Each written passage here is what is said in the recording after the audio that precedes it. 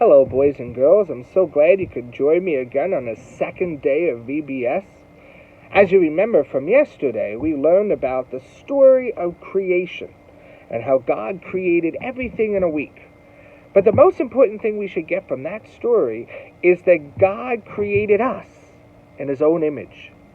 What simply means when I see you, boys and girls, and you see me, we should always see God.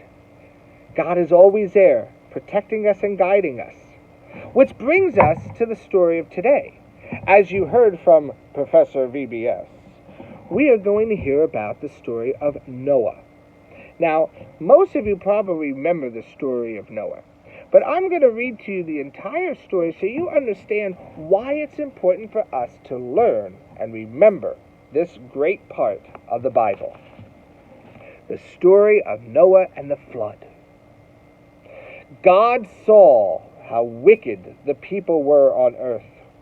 They put themselves before Him. They could not decide right from wrong and only did wrong. So God decided to wipe humankind off the face of the earth. But one righteous man among all the people of that time was a man by the name of Noah. God found favor in Noah, and Noah found favor in God's eyes. With very specific instructions, God told Noah to build an ark for him, which is really a big boat. And this ark was to hold his family. And it was in preparation for a great flood that God would send to destroy every living thing on earth.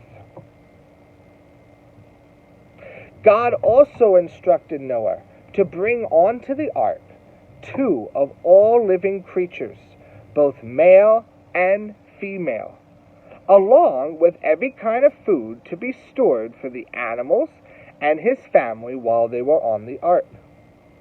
Noah obeyed everything God commanded him to do. After Noah and his family had entered the ark, the rain began to fall.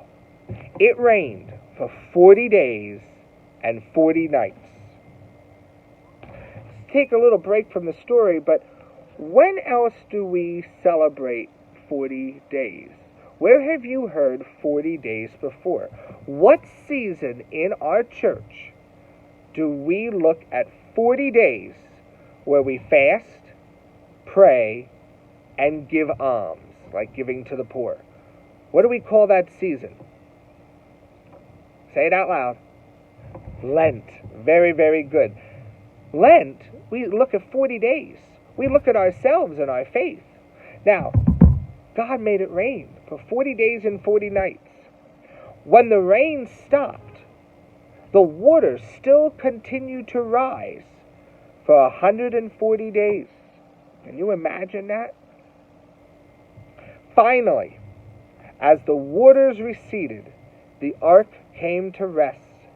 Noah and his family continued to wait almost 8 more months while the surface of the earth dried out. Finally, after an entire year, God invited Noah to come out of the ark. Excuse me. Can you imagine? Now let's think about this. You're on an ark, a big boat, with your family for a year, along with 2 of every kind of animal. I don't think it was that pleasant. And I would probably say it probably stank, if you know what I mean. So anyway, God did what Noah told him to do. God came out of the ark, and as soon as Noah came out of that ark, he offered praise and thanks to God for keeping him, his family, and the animals safe. God was pleased with Noah, and he promised him never again that he would destroy all the living creatures as he's just done. Later, God established a covenant with Noah. Remember the word covenant. This is from 3rd grade. Second and third grade, you learn this word.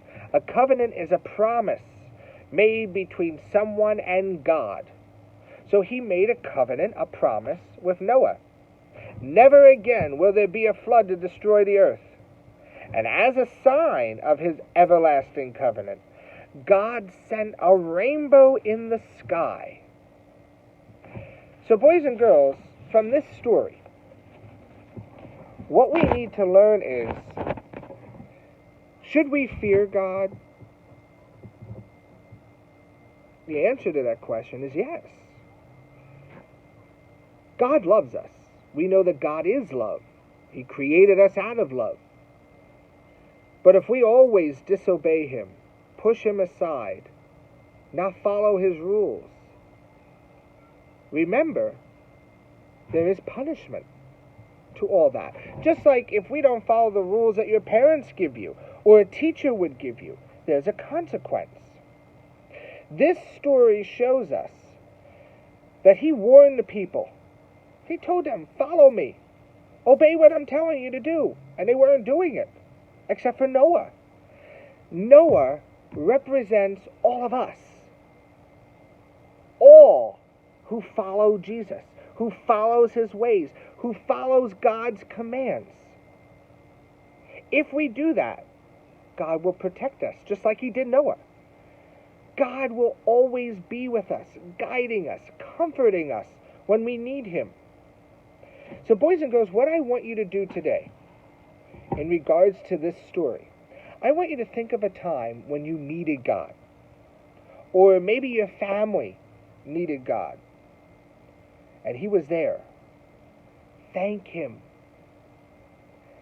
Right now, if you need God, call upon him. He will not ignore you. Listen to him. Talk to him. Let him be with you. Boys and girls, I'm so happy again that you came and you listened to this story today. This one is so important, especially now. Our world is very scary. A lot of things are happening that we might not understand.